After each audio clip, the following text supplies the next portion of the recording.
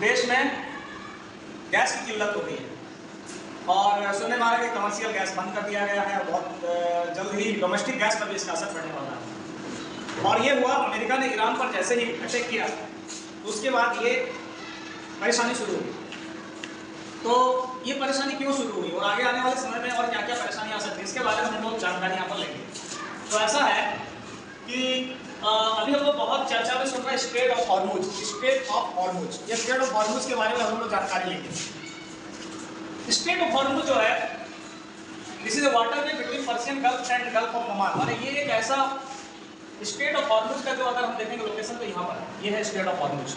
ये कहाँ पर है? पर्शियन गल्फ, ये है पर्शियन गल्फ यानी फारस की खाड़ी और ये गल्फ ऑफ ओमान। ओमान की खाड़ी और पर्शियन खाड़ी के बीच में ये स्ट्रेट ऑफ हॉर्मुज है।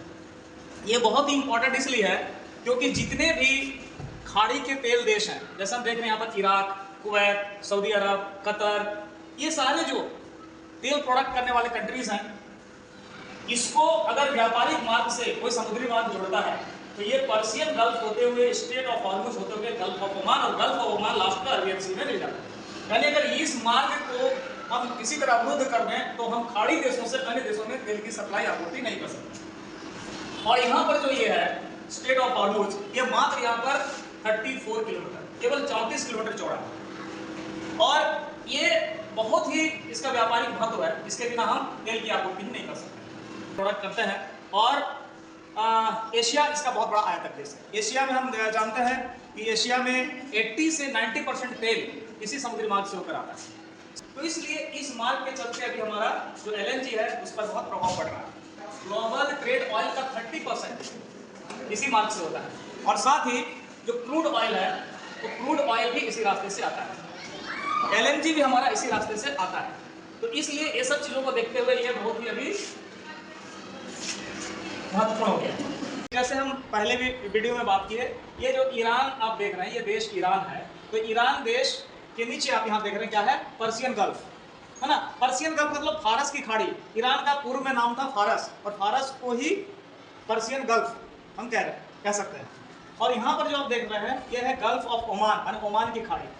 और यहाँ पर एक संकरा जो मार्ग देख रहे हैं जिसकी चौड़ाई 34 किलोमीटर हो जाती है यहाँ पर, इसी को कहते हैं स्ट्रेट ऑफ हॉर्मुज। यानी स्ट्रेट ऑफ हॉर्मुज क्या है? वो संकरा मार्ग है जो पर्शियन गल्फ को गल्फ ऑफ ओमान के साथ जोड़ता है। तो आखिर ये चर्चा में इतना क्यों है? क्यों ये इतना जरूरी है? इसलिए जरूरी है क्योंकि जो समुद्री मार्ग से हमारा व्यापार होता है, तेल का आयात निर्यात होता है, इस पर हम काफी इस मार्ग पर डिपेंड है, निर्भर है। एक आंकड़ा आपको दे दें कि इस मार्ग से जो हमारा ग्लोबल ऑयल ट्रेड का 30% व्यापार यहीं से आयात निर्यात होता है और जो LNG है उसका 30% यहीं से आयात निर्यात होता है। तो इस हिसाब से यह मार्ग बहुत ही महत्वपूर्ण है। इधर जितने भी देश हैं, पर्शियन गल्फ के इधर जितने भी देश हैं, तो यहाँ सभी बड़े बड़े तेल उत्पादक देश हैं। जैसे UAE, यूनाइटेड अरब अमीरात हो गया, बहरीन हो गया, Saudi Arab, Iran, Iraq, Kuwait, Qatar, ये सारे तेल उत्पादक देश हैं।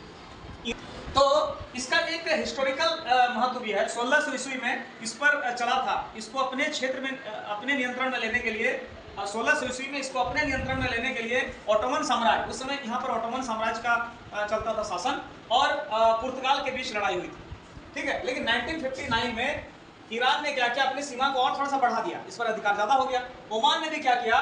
1972 में अपने समुद्री सीमा को और थोड़ा बढ़ा दिया। तो इस तरह से ये दोनों का अगर अभी स्ट्रेट ऑफ हॉर्मुज पर कहें नियंत्रण किसका है तो ईरान और ओमान का ही है। ओमान तो यहाँ पर इतना शिप आते हैं जाते हैं कि यहाँ TSS है ना, TSS यहाँ पे काम करता है और यहाँ पर 3-3 किलोमीटर, जैसे यहाँ पर एक लेन अलग से बना हुआ है जहाँ जहाज तेल लेकर आते हैं, एक अलग से बना हुआ है जहाँ जहाज जाते हैं और ये दोनों के बीच में 3 किलोमीटर की दूरी है, इसके बीच में 3 किलोमीटर, फिर इसके में 3 किलोमीटर, माने एक जहाज दूसरे जहाज से ना टकराए, तो टकरा जाएगा ना।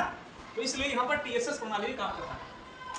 इस मार्ग से प्रत्येक दिन लगभग 17.8 मिलियन बैरल तेल का आयात निर्यात होता है। 17.8, ठीक है ना। निर्यात करने वाले मुख्य हैं Saudi Arab, Iran, UAE, Kuwait, Iraq, Qatar. और आयात करने वाले एशिया जिसमें चीन, जापान, दक्षिण कोरिया, भारत। वहां के लिए भी बहुत जरूरी है। ये नहीं कि इसको अवरुद्ध कर देने से दूसरे देशों को नुकसान हो जाएगा, ईरान को कुछ नहीं होगा, ईरान को भी नुकसान होगा। ईरान को क्या नुकसान होगा? ईरान में एक खारक द्वीप है, ईरान में खारक द्वीप है। खारक द्वीप का 96% जो कच्चा तेल है इसी मार्ग से निर्यात होता है।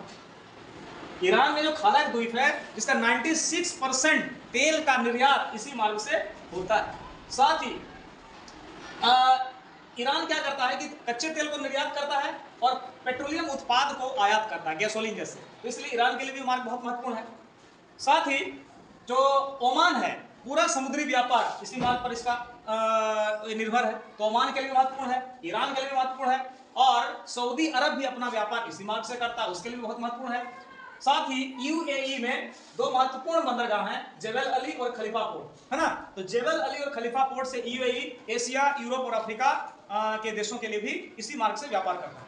इसलिए यह मार्ग ईरान के लिए भी महत्वपूर्ण है, यूएई के लिए महत्वपूर्ण है, सऊदी अरब के लिए महत्वपूर्ण है।